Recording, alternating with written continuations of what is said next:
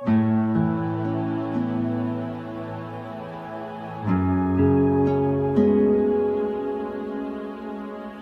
Audio vous présente Quiétude, à l'écoute de sa nature essentielle, par Eckhart Tolle.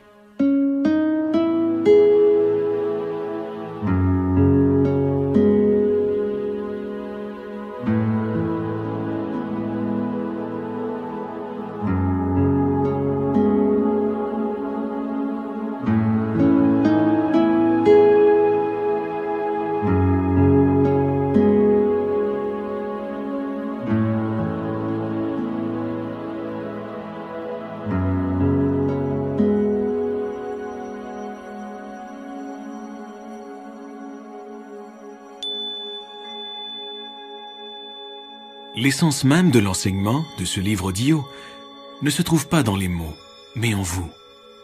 Il serait bon au fil de l'écoute de vous le remémorer, de le ressentir. Les mots ne sont que des panneaux indicateurs. Ce qu'ils montrent n'est pas du domaine de la pensée, mais appartient à une dimension de vous qui est plus profonde et infiniment plus vaste que la pensée. Cette dimension est notamment empreinte d'une paix intensément vivante. Tout comme chaque véritable enseignant spirituel, les pensées de ce livre audio ne disent pas « regarde-moi », mais « regarde plus loin que moi ». Comme elles émanent du calme, elles ont un pouvoir, celui de vous ramener au calme dont elles sont issues. Cette quiétude est aussi la paix intérieure, et les deux constituent l'essence de qui vous êtes. Et c'est cet état d'être qui sauvera et transformera le monde.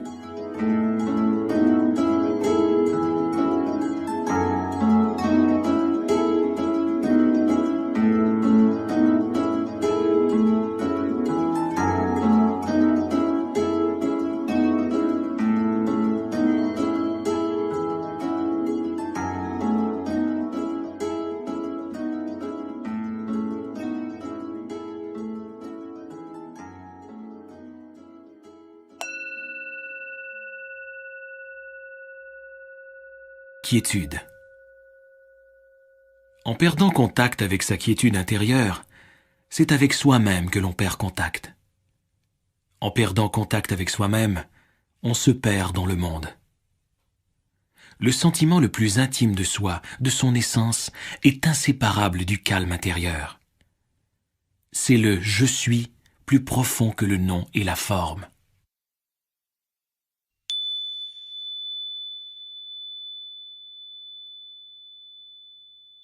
La quiétude est votre nature essentielle.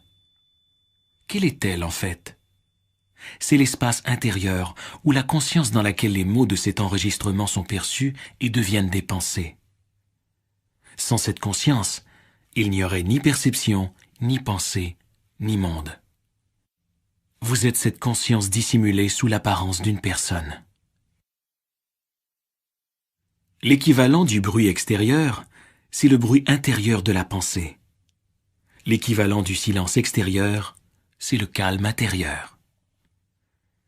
Chaque fois qu'un silence vous entoure, écoutez-le, remarquez-le, tout simplement.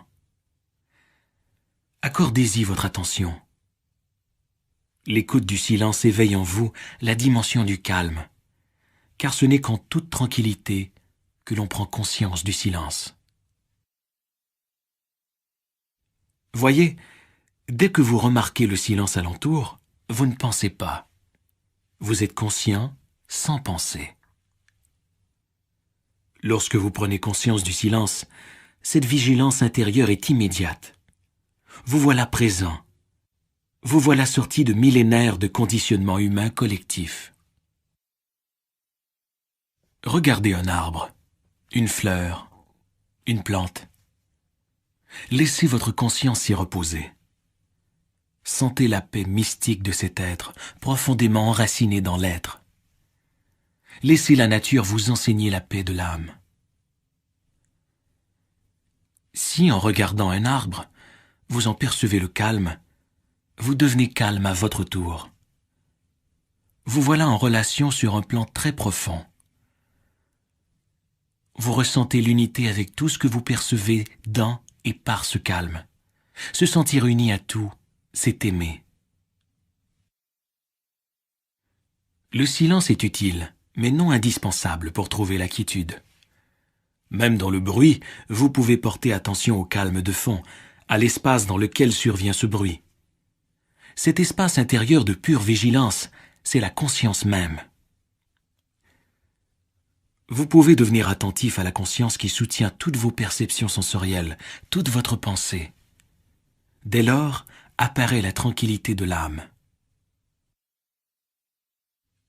Tout bruit dérangeant peut être aussi utile que le silence.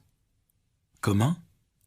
Si vous abandonnez votre résistance intérieure au bruit, si vous laissez celui-ci être comme il est, cette acceptation vous amène aussi à ce domaine de paix intérieure qu'est le calme.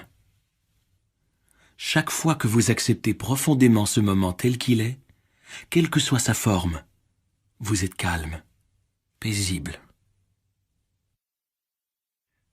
Accordez votre attention à l'écart entre deux pensées, l'espace bref et silencieux entre les paroles d'une conversation, entre les notes d'un piano ou d'une flûte, ou l'écart entre l'inspiration et l'expiration. Alors la conscience de quelque chose devient la simple conscience. La dimension informe de la conscience pure surgit en vous et remplace l'identification à la forme. L'intelligence véritable agit dans le silence. Le calme est l'espace de la créativité et des solutions. Le calme est-il une simple absence de bruit et de contenu? Non. Il est l'intelligence même, la conscience sous-jacente où naît chaque forme. Et comment pourrait-il être séparé de votre être? La forme que vous croyez être en provient et est soutenue par lui. C'est l'essence de toutes les galaxies et de tous les brins d'herbe, de toutes les fleurs, de tous les arbres, de tous les oiseaux et de toutes les autres formes. Lorsqu'on regarde dans le calme un arbre ou un être humain, qui regarde? Quelque chose de plus profond que la personne. C'est la conscience qui regarde sa création. Dans la Bible, il est dit que Dieu créa le monde et vit que cela était bon. C'est ce que l'on voit en regardant depuis le calme dépourvu de pensée. Avez-vous besoin d'en savoir davantage? Le monde sera-t-il sauvé par un surcroît d'informations, par des ordinateurs plus rapides ou par une nouvelle analyse scientifique ou intellectuelle? N'est-ce pas de sagesse que l'humanité a le plus grand besoin maintenant? Mais qu'est-ce que la sagesse? Et où peut-on en trouver? La sagesse accompagne la capacité d'être calme. Il suffit de regarder et d'écouter. Rien de plus. Le calme, le regard et l'écoute activent en vous l'intelligence non conceptuelle. Laissez la quiétude diriger vos paroles et vos gestes.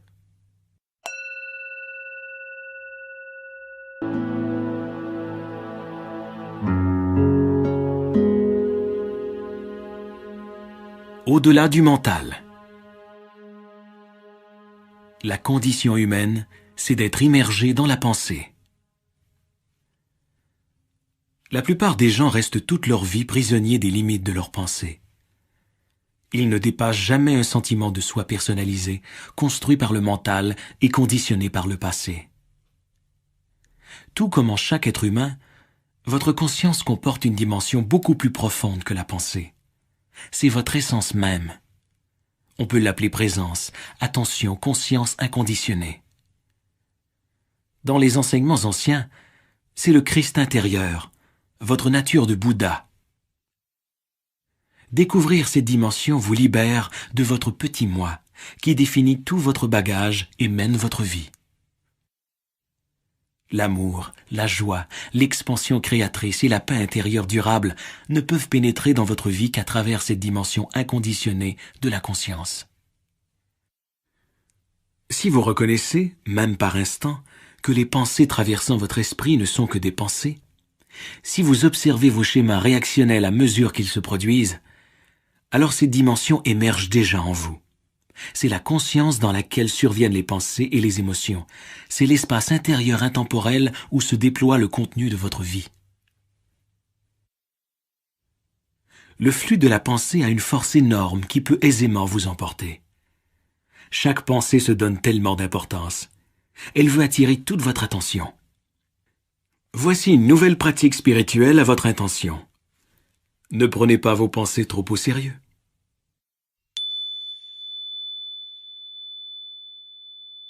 Comme il est facile de se prendre au piège de ses propres prisons conceptuelles.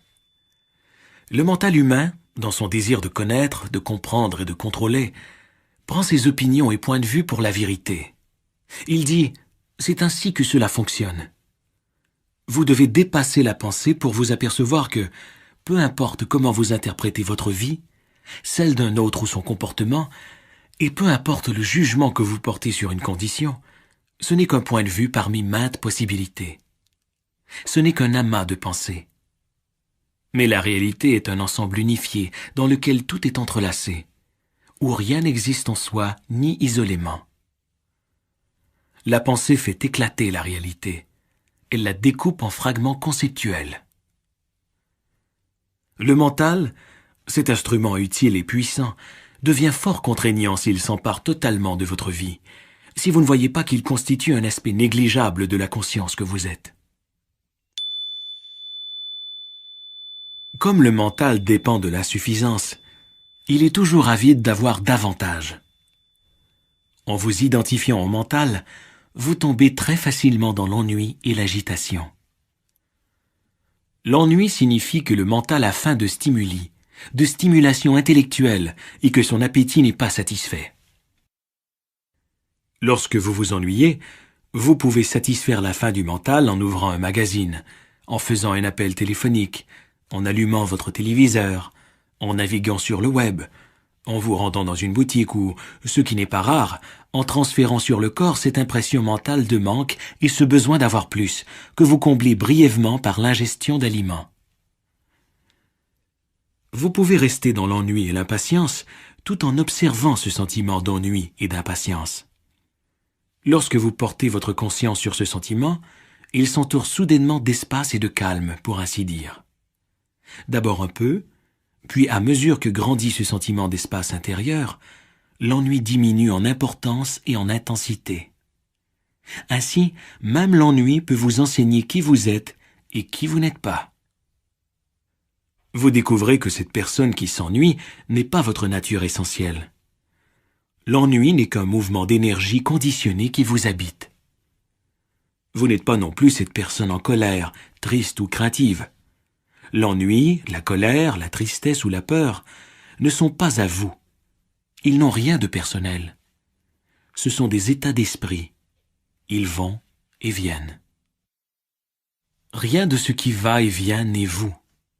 Vous êtes le fait de connaître et non l'état connu. Vous ne l'avez peut-être pas remarqué, mais de brèves périodes de conscience sans pensée se produisent déjà d'une manière naturelle et spontanée dans votre vie.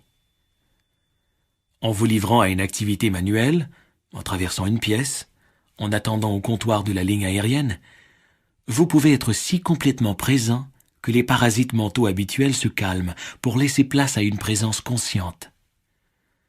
Vous pouvez aussi regarder le ciel ou écouter quelqu'un sans faire de commentaire mental intérieur. Vos perceptions deviennent claires comme du cristal, limpides et dépourvues de pensée. Pour le mental, cela ne compte pas, car il a d'autres chats à fouetter. De plus, comme ce ne sont pas des moments mémorables, vous ne les avez pas remarqués. En réalité, c'est ce qui vous arrive de plus important. C'est le début du passage de la pensée à la présence consciente. La création artistique, le sport, la danse, l'enseignement, l'aide aux personnes, la maîtrise de n'importe quel champ d'activité implique que le mental n'est plus engagé, ou du moins qu'il occupe une place secondaire. Il devient une force et une intelligence plus grandes que vous, et pourtant essentiellement unis à vous. Il n'y a plus de processus décisionnel. La bonne action s'exerce spontanément, sans que vous en soyez l'acteur. La maîtrise de la vie est le contraire du contrôle. Vous vous alignez sur la conscience supérieure qui agit, parle, effectue le travail.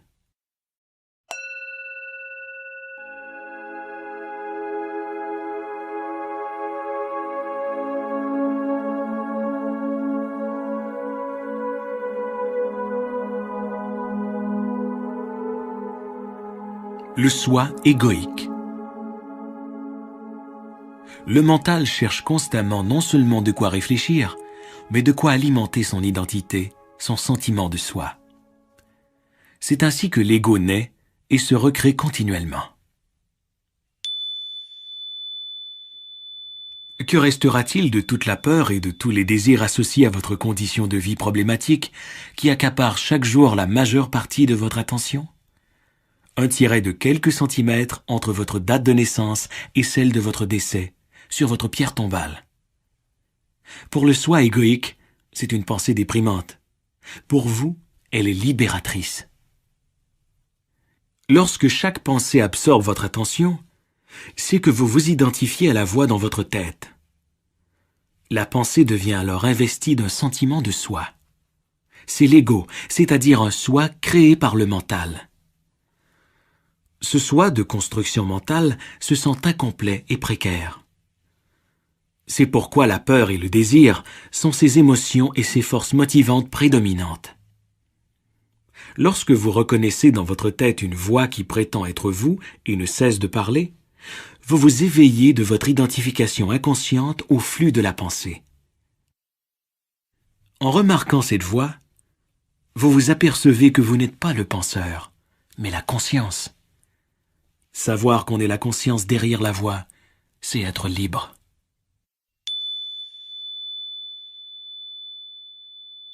En vivant selon l'ego, vous réduisez toujours l'instant présent à un moyen. Vous vivez pour l'avenir, et lorsque vous atteignez vos buts, ils ne vous satisfont pas, du moins pas pour longtemps. Lorsque vous accordez plus d'attention à ce que vous êtes en train de faire qu'au résultat final escompté, vous interrompez le vieux conditionnement égoïque. Votre action devient alors non seulement beaucoup plus efficace, mais infiniment plus épanouissante et joyeuse. Presque tout ego renferme au moins un élément de ce que l'on pourrait appeler l'identité de victime. Certaines personnes ont d'elles-mêmes une image de victime tellement forte que celle-ci devient le noyau central de leur ego. Le ressentiment et les griefs forment une part essentielle de leur sentiment de soi. Même si vos griefs sont complètement justifiés, vous vous êtes construit une identité comparable à une prison dont les barreaux sont constitués de formes pensées. Voyez ce que vous êtes en train de vous faire, ou plutôt ce que votre mental est en train de vous faire. Sentez votre attachement émotionnel à l'égard de votre récit de victime et prenez conscience de votre tendance compulsive à y penser ou à en parler. Soyez présent en tant que témoin de votre état intérieur. Vous n'avez rien à faire. Avec la conscience vient la transformation et la liberté. Les plaintes et la réactivité sont les schémas mentaux pour lesquels l'ego se renforce le plus volontiers. Chez bien des gens, l'activité mentale et émotionnelle consiste largement à se plaindre et à réagir à ceci ou à cela. Ce faisant, ils donnent tort aux autres et à une condition, et raison à eux-mêmes. En se donnant raison, on se sent supérieur, et en se sentant supérieur, on renforce son sentiment de soi. En réalité, bien sûr, on ne fait que renforcer l'illusion de l'ego. Pouvez-vous observer ces tendances en vous et reconnaître pour ce qu'elle est la voix qui se plaint dans votre tête? La structure même du soi égoïque comporte un besoin d'opposition, de résistance et d'exclusion, destiné à maintenir le sentiment de séparation dont dépend sa survie. C'est donc moi contre l'autre, nous contre eux. L'ego a besoin d'un conflit avec quelque chose ou quelqu'un. Cela explique pourquoi on recherche la paix, la joie et l'amour sans pouvoir les tolérer très longtemps. On prétend vouloir le bonheur, mais on est accroché au malheur. En définitive, votre malheur ne vient pas de votre condition de vie, mais du conditionnement de votre esprit. Entretenez-vous des sentiments de culpabilité à propos d'une chose que vous avez faite ou non dans le passé? Une chose est sûre, vous avez agi en fonction de votre conscience, ou plutôt inconscience, de l'époque. Une plus grande conscience vous aurait permis d'agir différemment. La culpabilité est un autre exemple des efforts de l'ego en vue de créer une identité, un sentiment de soi. Que ce dernier soit positif ou négatif importe peu à l'ego. Ce que vous avez fait ou non était une manifestation de l'inconscience humaine. Mais l'ego la personnalise en disant « j'ai fait cela » et vous en retenez une mauvaise image mentale de vous. Tout au long de l'histoire, les humains se sont mutuellement infligés d'innombrables actes de violence, cruels et blessants, et continuent ainsi. Faut-il les condamner? Sont-ils tous coupables? Ou ces gestes sont-ils de simples expressions de l'inconscience, un stade de l'évolution que nous sommes à dépasser? Les paroles de Jésus « Pardonnez-leur car ils ne savent pas ce qu'ils font » s'appliquent aussi à vous-même.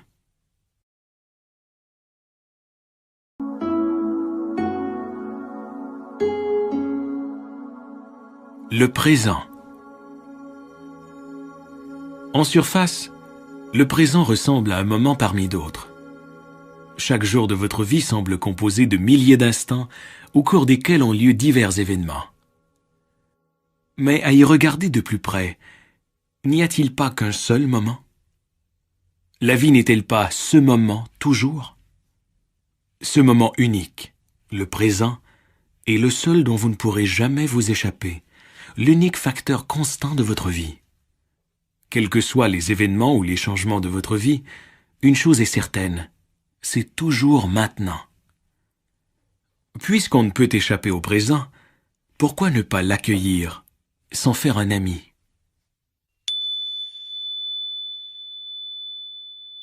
Lorsque vous devenez l'ami du moment présent, vous voilà à l'aise partout.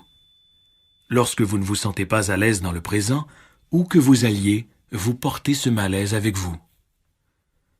Le moment présent est comme il est.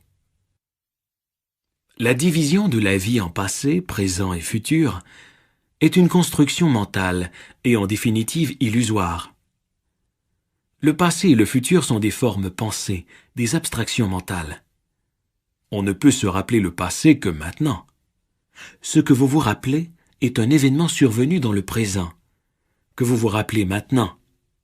Le futur, lorsqu'il arrive, est le présent. Donc, tout ce qui est réel, la seule chose à jamais se produire, c'est vraiment le présent. En définitive, vous ne devenez responsable de la vie qu'en assumant la responsabilité de cet instant, maintenant. Voilà pourquoi le présent est le seul espace de vie. Prendre la responsabilité de cet instant, ce n'est pas s'opposer intérieurement à la forme qu'adopte le présent, ne pas discuter avec ce qui est, mais bien plutôt s'aligner sur la vie. Le présent est ainsi parce qu'il ne peut en être autrement. Ce que les bouddhistes ont toujours su, les physiciens le confirment à présent. Il n'y a ni objet, ni événement isolé.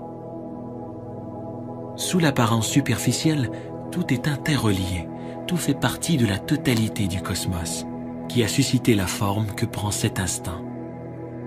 En acquiesçant à ce qui est, vous vous alignez sur le pouvoir et l'intelligence de la vie même. Alors seulement, vous pouvez devenir un agent de changement positif dans le monde. Une pratique spirituelle simple mais radicale consiste à accepter tout ce qui survient dans le présent, en soi et en dehors. Dès que vous entrez dans le présent avec votre attention, vous réalisez que la vie est sacrée. Lorsque vous êtes présent, tout ce que vous percevez a un caractère sacré. Plus vous vivez dans le présent, plus vous ressentez la joie simple mais profonde de l'être et du caractère sacré de toute vie. Les pensées, les émotions, les perceptions sensorielles et toutes vos expériences composent le contenu de votre vie. Ma vie, c'est ce dont vous tirez votre sentiment de soi, et ma vie, c'est du contenu, ou du moins ce que vous croyez.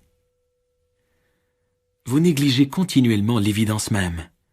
Votre sens le plus intime du « je suis » n'a rien à voir avec ce qui se passe dans votre vie, ni avec son contenu. Ce sentiment de « je suis » est uni au présent. Il est toujours le même. Dans l'enfance et la vieillesse, la santé ou la maladie, le succès ou l'échec, le « je suis », l'espace du présent, demeure inchangé en profondeur. Comme vous le confondez habituellement avec le contenu, vous ne le vivez, comme le présent, que d'une manière faible et indirecte par le contenu de votre vie. Autrement dit, votre sentiment d'être est obscurci par les circonstances, le flux de votre pensée et les 1000 choses de ce monde. Le présent est assombri par le temps. Vous oubliez donc votre enracinement dans l'être, votre réalité divine, et vous vous perdez dans le monde.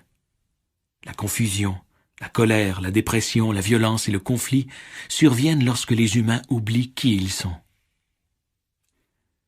Pour retourner chez soi, il est facile de se rappeler la vérité. Je ne suis ni mes pensées, ni mes émotions, ni mes perceptions sensorielles, ni mes expériences. Je ne suis pas le contenu de ma vie. Je suis la vie. Je suis l'espace dans lequel tout se produit. Je suis la conscience. Je suis le présent. Je suis.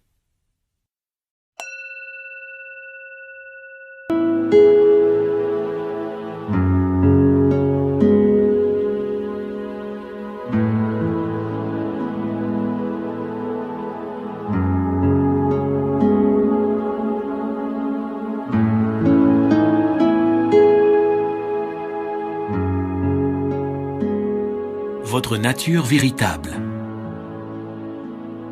Le présent est inséparable de votre nature la plus profonde. Votre vie comprend bien des choses importantes, mais une seule a une importance absolue. Votre réussite aux yeux du monde a de l'importance. Votre santé aussi, de même que votre éducation. Le fait d'être riche ou pauvre a de l'importance. Cela établit certainement une différence dans votre vie.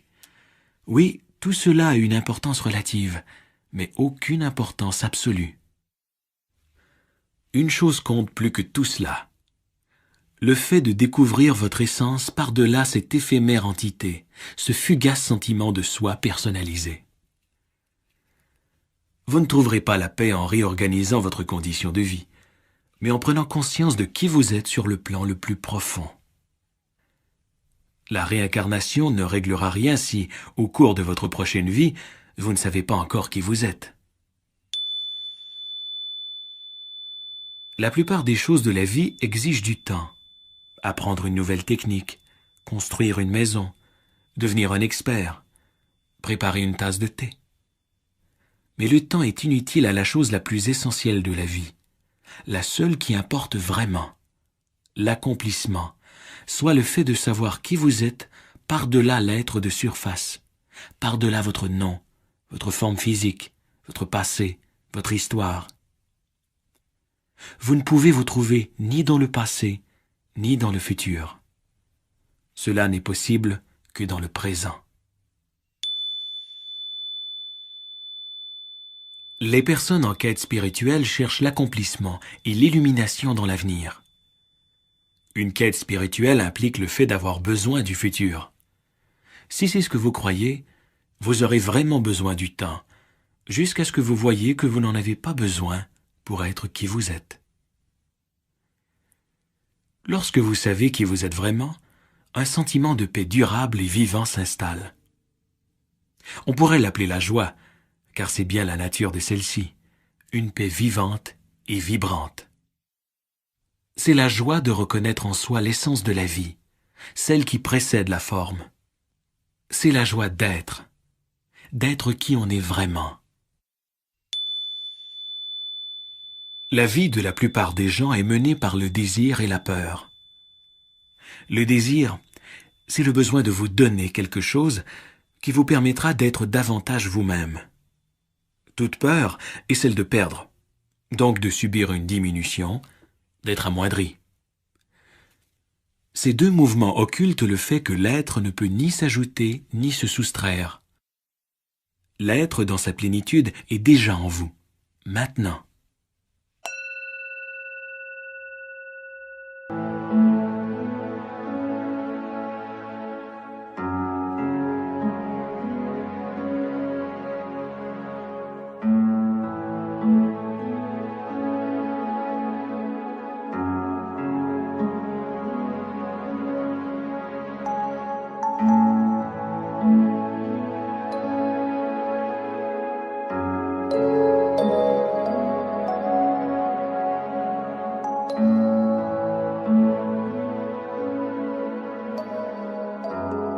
L'acceptation et le lâcher-prise.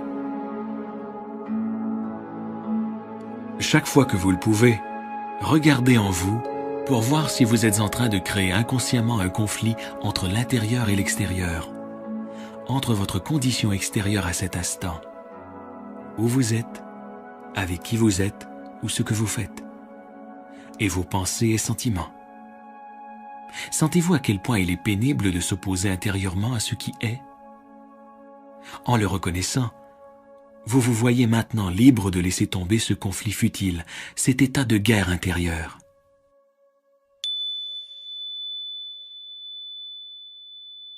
Est-il vraiment nécessaire d'étiqueter chaque perception et expérience sensorielle?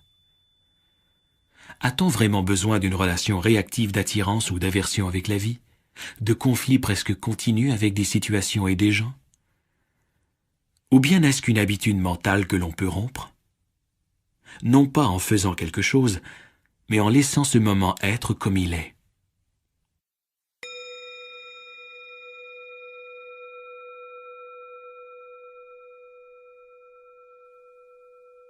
J'ai tellement de choses à faire. Oui, mais quelle est la qualité de vos gestes? En vous rendant au travail, en parlant à des clients, en travaillant à l'ordinateur, en effectuant des courses, en vous occupant des innombrables composantes de votre quotidien, êtes-vous pleinement dans ce que vous faites?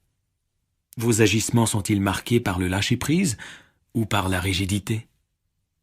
C'est cela qui détermine votre succès dans la vie, et non la quantité de vos efforts. L'effort implique le stress et la tension, le besoin d'atteindre un stade futur ou d'accomplir un certain résultat. Détectez-vous en vous la moindre absence de désir de ce que vous êtes en train de faire? Comme vous êtes à nier la vie, aucun résultat heureux n'est possible. Si vous détectez cet état en vous, pouvez-vous également le laisser tomber et vous plonger entièrement dans ce que vous faites? Une chose à la fois. C'est ainsi qu'un maître zen définissait l'essence du zen. Faire une chose à la fois, c'est vous plonger entièrement dans ce que vous faites à l'instant, y accorder toute votre attention. C'est agir dans le lâcher-prise, dans la maîtrise. Votre acceptation de ce qui est vous amène à un plan plus profond où votre état intérieur, de même que votre sentiment de soi, ne dépend plus des jugements moraux du mental. Lorsque vous dites oui à la vie telle qu'elle est, lorsque vous acceptez ce moment tel qu'il est, vous éprouvez un sentiment d'ampleur imprégné d'une paix profonde. En surface, vous êtes peut-être encore heureux lorsqu'il fait beau, et pas autant lorsqu'il pleut. Vous pouvez être heureux de gagner 1 million et malheureux de perdre tous vos biens. Toutefois, ni le bonheur, ni le malheur ne vont jusqu'à cette profondeur. Ce sont des vaguelettes à la surface de votre être. La paix sous-jacente demeure imperturbable en vous, quelle que soit la nature de la condition extérieure. Le oui à ce qui est révèle en vous une dimension de profondeur qui ne dépend ni des conditions extérieures, ni des conditions intérieures de pensée et d'émotion en constante fluctuation. Il est tellement plus facile de lâcher prise en voyant la nature fugace de toutes les expériences et le fait que le monde ne peut rien vous procurer de durable. Vous continuez alors de rencontrer des gens, de vous engager dans des expériences et des activités, mais sans les désirs et les peurs du soi égoïque. En somme, vous n'exigez plus qu'une situation, qu'une personne, qu'un lieu ou qu'un événement vous satisfasse ou vous rende heureux. Sa nature transitoire et imparfaite a le droit d'exister. Et le miracle, c'est que lorsque vous n'exigez plus rien, chaque situation, chaque personne, chaque endroit ou événement devient non seulement satisfaisant, mais aussi plus harmonieux, plus paisible. Le lâcher-prise vient lorsque vous ne demandez plus « Pourquoi cela m'arrive-t-il » Un bien profond se cache même dans la situation la plus inacceptable et la plus pénible en apparence, et tout désastre renferme le germe de la grâce. Au cours de l'histoire, des hommes et des femmes ont, devant une grande perte, une maladie, une incarcération ou une mort imminente, accepté ce qui semblait inacceptable, découvrant ici la paix insondable. Accepter l'inacceptable est la plus grande source de grâce en ce monde. Dans certaines situations, toutes les réponses et les explications échouent. La vie n'a plus aucun sens. Ou quelqu'un en détresse vous demande de l'aide et vous ne savez pas que faire ou dire. Lorsque vous acceptez pleinement de ne pas savoir, vous cessez de lutter pour trouver des réponses dans les limites du mental. Et c'est alors qu'une intelligence plus vaste peut agir par votre intermédiaire. Même la pensée est susceptible d'en bénéficier, car l'intelligence plus vaste peut y affluer pour l'inspirer. Parfois, lâcher prise signifie cesser de comprendre et se sentir à l'aise dans le fait de ne pas savoir.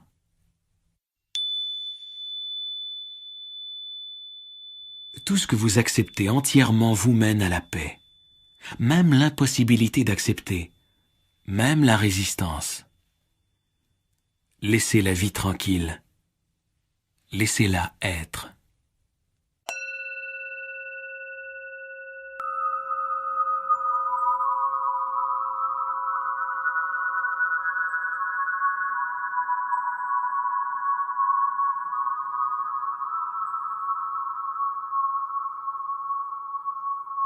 La nature.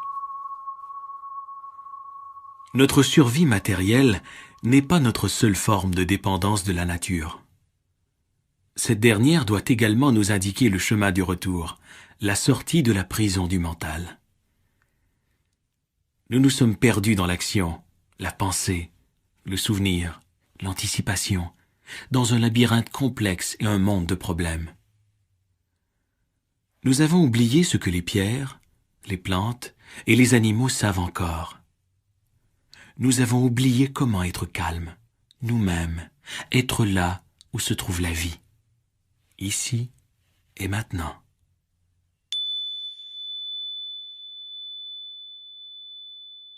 Pour porter attention à une pierre, à un arbre ou à un animal, il ne s'agit pas d'y penser, mais de le percevoir, de l'entretenir dans votre conscience.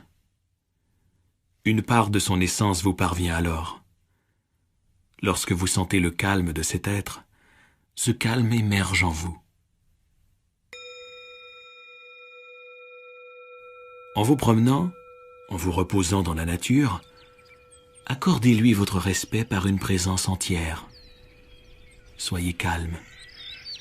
Regardez. Écoutez.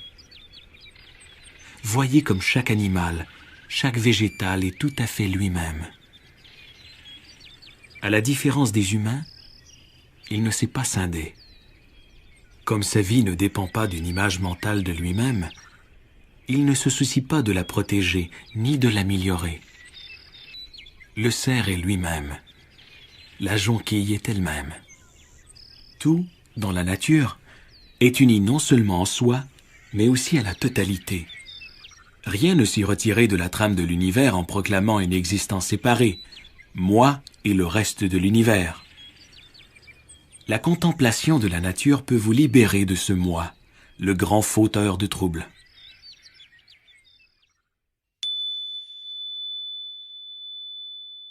Le caractère enjoué et joyeux d'un chien, son amour inconditionnel et son empressement à célébrer la vie à tout moment contrastent fortement avec l'état intérieur de son propriétaire, déprimé, anxieux, soucieux, perdu dans sa pensée, absent du seul lieu et du seul temps qui soit, ici et maintenant.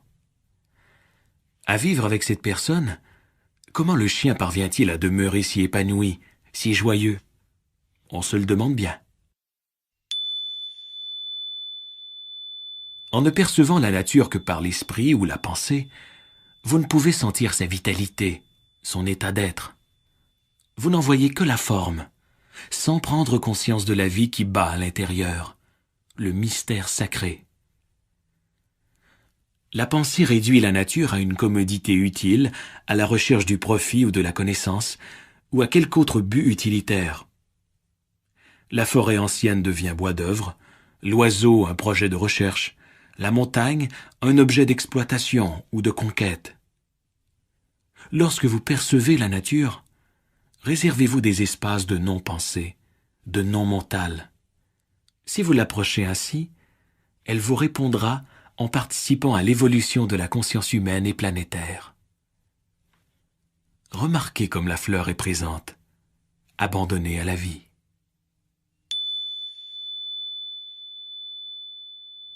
L'air que vous respirez est la nature, tout comme le processus même de la respiration. Portez attention à votre respiration et prenez conscience du fait que vous n'y êtes pour rien. C'est la respiration de la nature. Si vous deviez vous rappeler de respirer, vous mourriez bientôt. Si vous tentiez d'arrêter de respirer, la nature prévaudrait. La façon la plus intime et la plus forte de vous relier à la nature consiste à prendre conscience de votre respiration et à apprendre à y maintenir votre attention. C'est salutaire et profondément valorisant. La conscience passe alors du monde conceptuel de la pensée au domaine intérieur de la conscience inconditionnée. Seul le calme intérieur vous donne accès au calme des pierres, des plantes et des animaux. Lorsque votre mental bruyant se retire, vous pouvez vous relier profondément à la nature et dépasser le sentiment de séparation créé par l'excès de pensée. La pensée est un stade de l'évolution de la vie. La nature baigne dans un calme innocent, préalable à la venue de la pensée. L'arbre, la fleur, l'oiseau, la pierre n'ont pas conscience de leur beauté ni de leur caractère sacré. Par le calme, les humains dépassent la pensée et accèdent à une dimension supplémentaire de certitude, de conscience. La nature peut vous amener au calme. C'est le cadeau qu'elle vous offre. Lorsque vous l'apercevez et la rejoignez dans le champ de calme, ce champ s'imprègne de votre conscience. C'est votre cadeau à la nature. Par vous, la nature prend conscience d'elle-même. Elle vous a attendu, pour ainsi dire, pendant des millions d'années.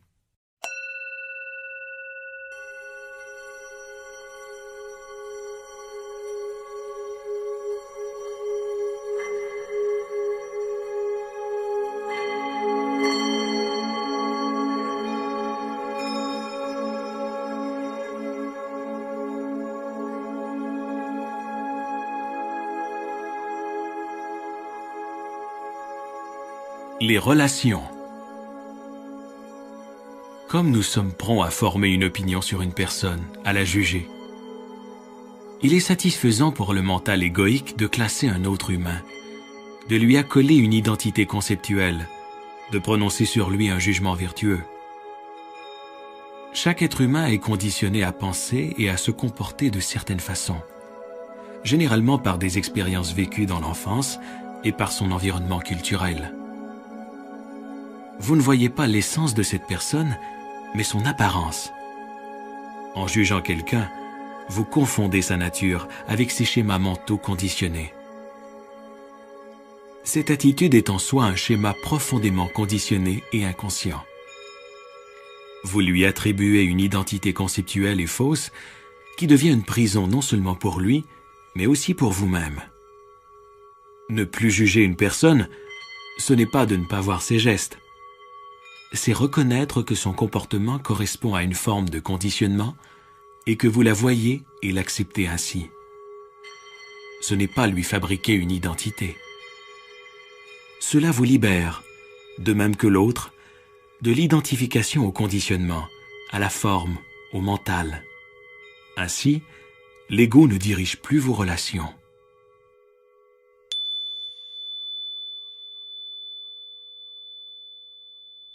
Tant que l'ego dirige votre vie, la plupart de vos pensées, de vos émotions et de vos gestes émanent du désir et de la peur.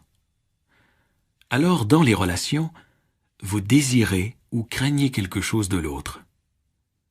Ce que vous voulez de lui, c'est peut-être le plaisir ou le gain matériel, la reconnaissance, des louanges ou de l'attention, ou un renforcement de votre sentiment de soi par la comparaison et l'affirmation que vous êtes supérieur à lui, du point de vue de l'être, de l'avoir ou des connaissances. Ce que vous craignez, c'est le contraire, qu'il puisse d'une façon ou d'une autre diminuer votre sentiment de soi. Lorsque vous focalisez votre attention sur le moment présent, au lieu d'en faire usage comme d'un simple moyen, vous dépassez l'ego et l'impulsion inconsciente d'utiliser les gens pour vous mettre en valeur à leurs dépens. En accordant toute votre attention à votre interlocuteur, vous écartez de la relation le passé et le futur, sauf pour des questions pratiques. En étant pleinement présent à votre interlocuteur, vous renoncez à l'identité conceptuelle que vous lui avez fabriquée, votre interprétation de son identité et de son passé, et pouvez interagir sans les impulsions égoïques du désir et de la peur. La clé, c'est l'attention, qui est la quiétude éveillée. Comme c'est merveilleux de dépasser le désir et la peur dans les relations. L'amour ne veut ni ne craint rien.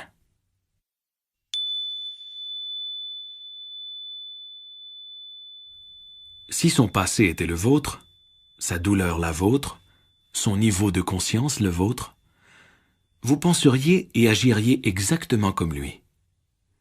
Avec cette prise de conscience viennent le pardon, la compassion, la paix. L'ego n'aime pas entendre cela, car s'il ne peut plus être réactif et vertueux, il perd de sa force.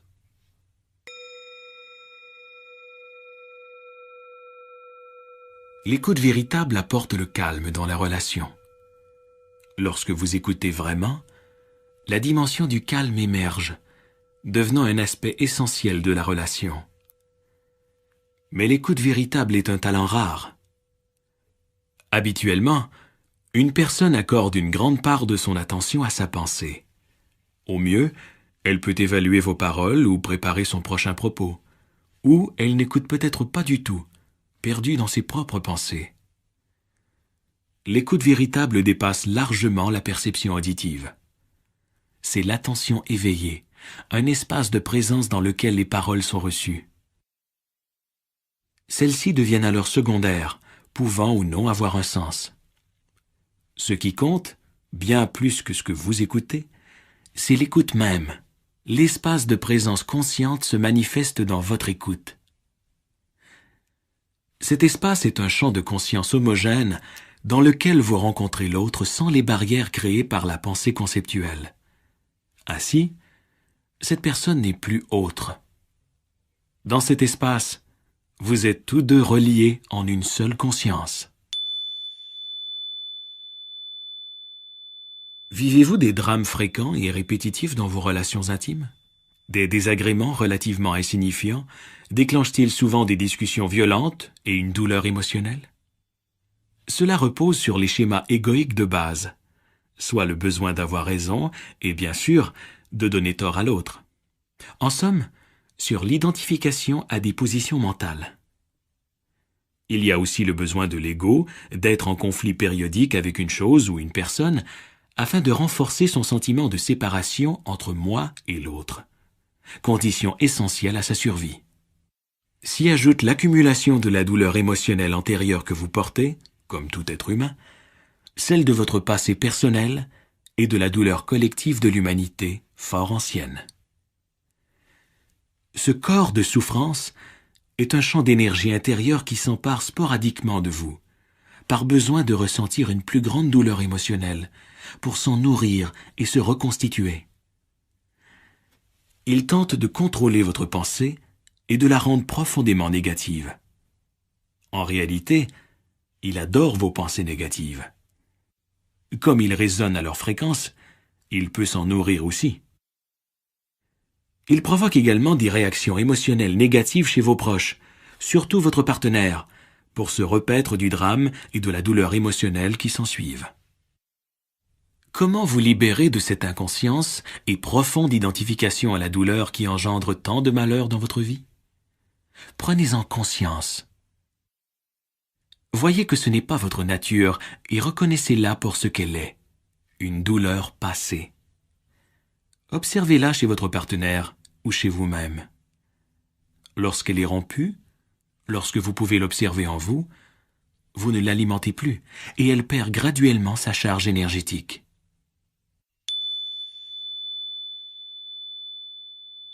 L'interaction humaine peut être un enfer ou une grande pratique spirituelle. Si, en considérant un autre humain, vous ressentez beaucoup d'amour à son égard, ou si, en contemplant la beauté de la nature, quelque chose en vous réagit profondément, fermez un instant les yeux et ressentez en vous l'essence de cet amour ou de cette beauté, essence inséparable de qui vous êtes, de votre nature véritable. La forme extérieure est un reflet temporaire de votre nature intérieure, de votre essence. C'est pourquoi l'amour et la beauté ne vous quitteront jamais, contrairement à toutes les formes extérieures.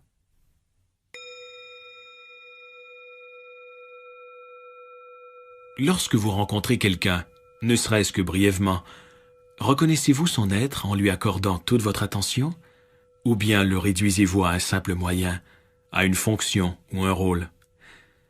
Quelle est la qualité de votre relation avec la caissière du supermarché, le préposé au stationnement, le réparateur, le client? Un moment d'attention suffit. Lorsque vous regardez ou écoutez cette personne, un calme éveillé se produit, de 2 ou 3 secondes, peut-être d'une durée plus longue. Cela suffit pour qu'émerge quelque chose de plus réel que les rôles habituels auxquels nous nous identifions. Tous les rôles font partie de la conscience conditionnée qu'est le mental humain.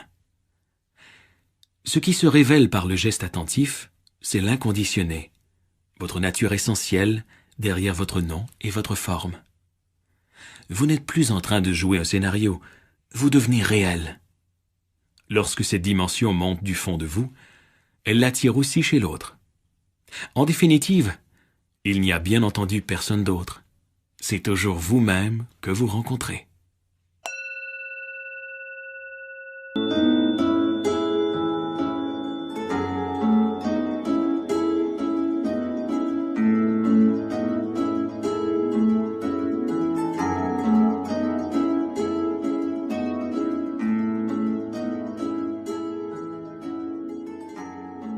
La mort et l'éternel.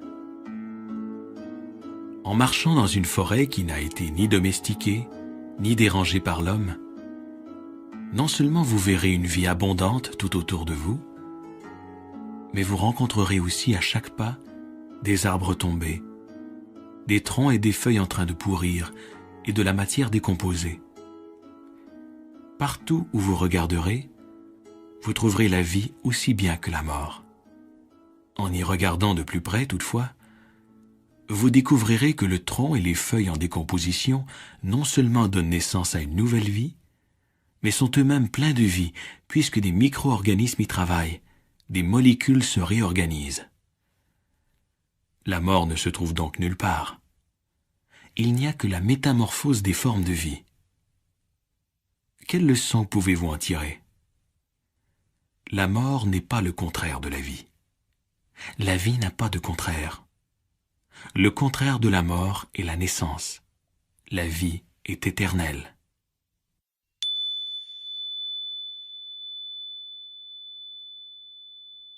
Vous savez bien sûr que vous allez mourir, mais cela demeure un simple concept mental jusqu'à votre première rencontre personnelle avec la mort.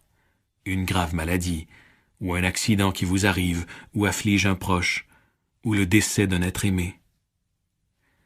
La mort entre alors dans votre vie en tant que conscience de votre propre mortalité.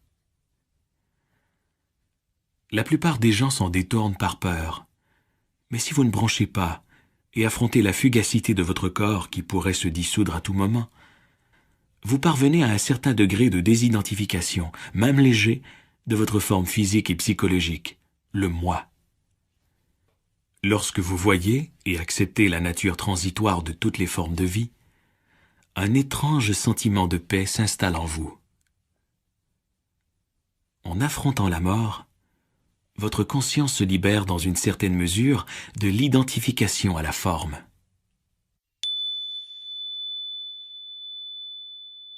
Chaque fois qu'une perte profonde survient dans votre vie, celle de vos biens, de votre maison, d'une relation intime, ou celle de votre réputation, de votre travail, ou de vos capacités physiques, quelque chose meurt en vous.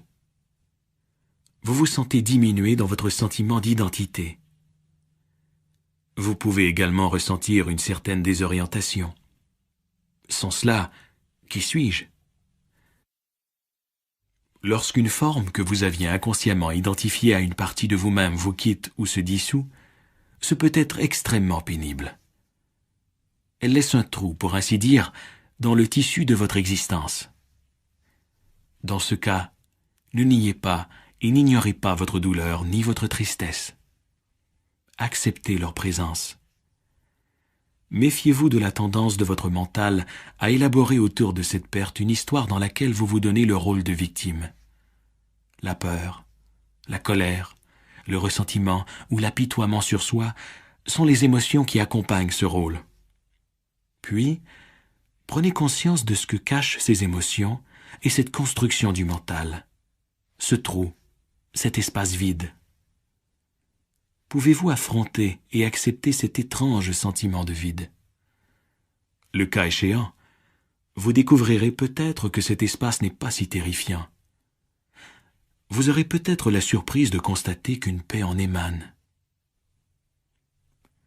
Chaque fois que la mort survient, qu'une forme de vie se dissout, Dieu, l'informe et le non manifesté, rayonnent par l'ouverture laissée par la forme en dissolution. Voilà pourquoi la mort est ce qu'il y a de plus sacré dans la vie. Voilà pourquoi la paix de Dieu peut vous parvenir par la contemplation et l'acceptation de la mort.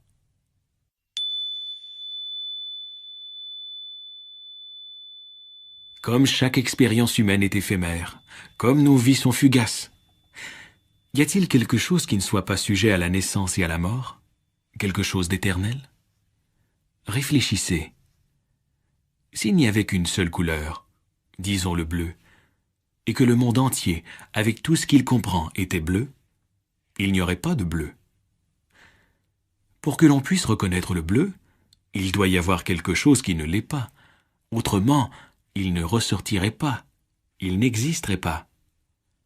De même, ne faut-il pas quelque chose qui n'est ni fugace ni transitoire pour que soit reconnue la fugacité de toute chose? Autrement dit, si tout était transitoire, y compris vous-même, le seriez-vous? Puisque vous avez conscience de la nature éphémère de toutes les formes, y compris la vôtre, et que vous pouvez l'observer, n'est-ce pas un signe que quelque chose en vous n'est pas sujet à la décomposition? À 20 ans, vous avez conscience de la force et de la vigueur de votre corps. 60 ans plus tard, vous avez conscience de sa faiblesse et de sa vieillesse. Votre pensée a peut-être changé, elle aussi, depuis vos 20 ans, mais la conscience de la jeunesse ou de la vieillesse du corps, ou du changement de votre pensée, n'a subi, elle, aucune modification. Cette conscience, c'est l'éternel en vous. La conscience même, c'est la vie, une et sans forme. Pouvez-vous la perdre?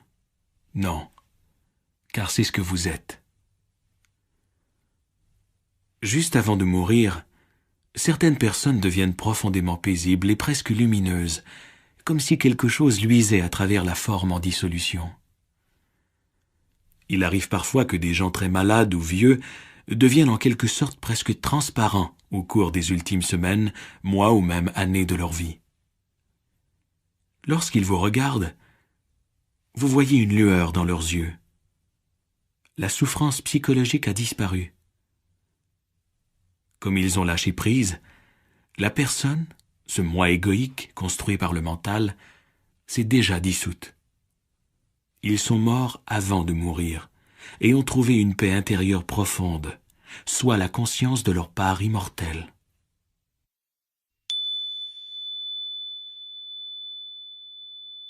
La mort n'est pas une anomalie, ni l'événement le plus terrible de tous, comme la culture moderne voudrait vous le faire croire, mais la chose la plus naturelle du monde, inséparable de son autre polarité, la naissance, tout aussi naturelle. Rappelez-vous cela lorsque vous accompagnerez un mourant. C'est un grand privilège et un geste sacré que d'assister à la mort de quelqu'un, en tant que témoin et compagnon. Lorsque vous accompagnez un mourant, ne niez aucun aspect de cette expérience. Ne niez pas ce qui est en train de se passer, ni vos sentiments. Reconnaître que vous ne pouvez rien faire peut vous donner un sentiment de désespoir, de tristesse ou de colère. Acceptez ce que vous ressentez. Puis, faites un pas de plus. Acceptez votre impuissance. Acceptez-la complètement. Vous ne dominez pas la situation. Abandonnez-vous profondément à chaque aspect de cette expérience, à vos sentiments, de même qu'à toute la douleur ou à l'inconfort du mourant. Votre conscience, en lâcher prise, et le calme qui l'accompagne, aideront grandement le mourant et faciliteront sa transition. S'il convient de prononcer quelques paroles, elles jailliront de votre calme intérieur, mais seront en somme secondaires. Avec le calme vient la bénédiction, la paix.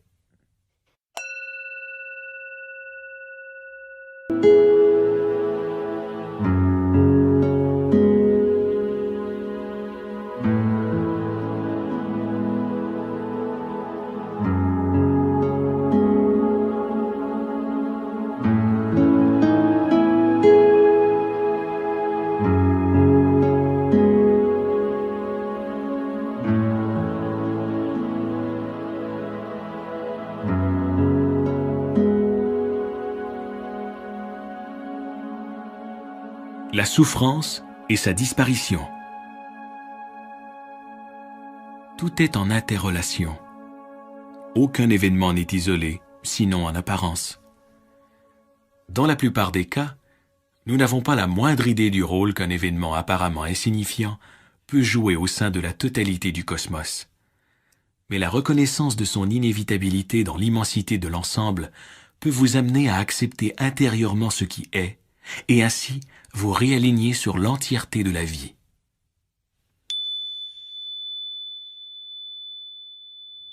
La vraie liberté et la disparition de la souffrance consiste à vivre comme si vous aviez choisi tout ce que vous ressentez ou vivez en ce moment.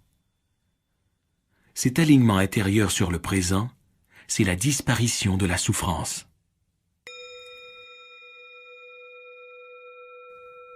La souffrance est-elle nécessaire? Oui et non. Si vous n'aviez pas souffert comme vous l'avez fait, vous n'auriez ni profondeur humaine, ni humilité, ni compassion. La souffrance casse la coquille de l'ego. La souffrance est nécessaire, jusqu'à ce que vous preniez conscience de son inutilité. Beaucoup de souffrances et de malheurs surviennent lorsque vous tenez pour vrai chaque pensée qui vous vient en tête. Ce ne sont pas les situations qui vous rendent malheureux. Elles peuvent vous causer de la douleur physique, mais sans plus. Ce sont vos pensées qui vous rendent malheureux, dans vos interprétations, les histoires que vous vous racontez. Les pensées que j'ai à présent me rendent malheureux. Cette seule prise de conscience rompt votre identification inconsciente à ces pensées.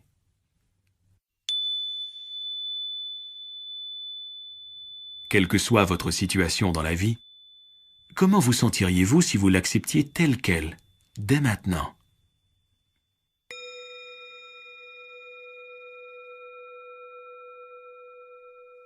Bien des formes de souffrance, subtiles ou moins subtiles, sont si normales qu'on ne les reconnaît pas habituellement comme étant de la souffrance. Elles peuvent même donner l'impression d'être satisfaisantes pour l'ego.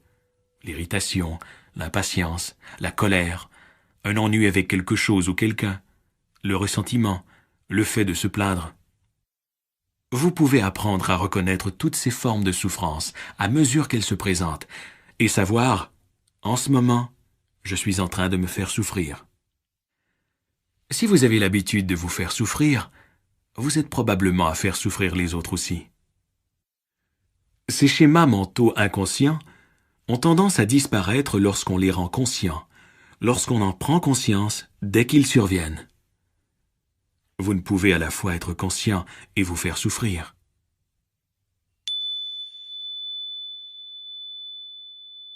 La douleur physique chronique est l'un des maîtres les plus sévères que vous puissiez avoir. Son enseignement se résume à ceci. Inutile de résister. Rien n'est plus normal que de s'opposer à la souffrance.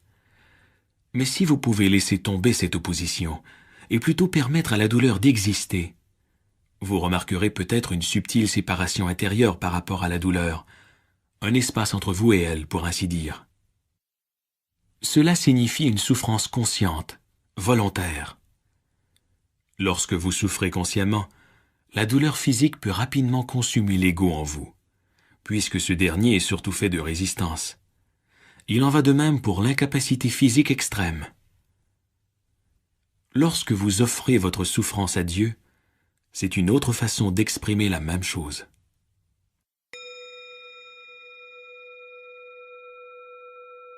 Il n'est pas nécessaire d'être chrétien pour comprendre la vérité universelle profonde que renferme sous forme symbolique l'image de la croix. La croix est un instrument de torture. Elle représente la souffrance, la contrainte et l'impuissance extrême pour un humain. Soudain, cet humain lâche prise, souffre volontairement, consciemment, comme l'expriment ses paroles. Que ta volonté soit faite et non la mienne. À cet instant, la croix, instrument de torture, montre sa face cachée. C'est aussi un symbole sacré, celui du divin. Ce qui paraît nier à la vie toute dimension transcendantale devient par le lâcher-prise une entrée dans cette dimension.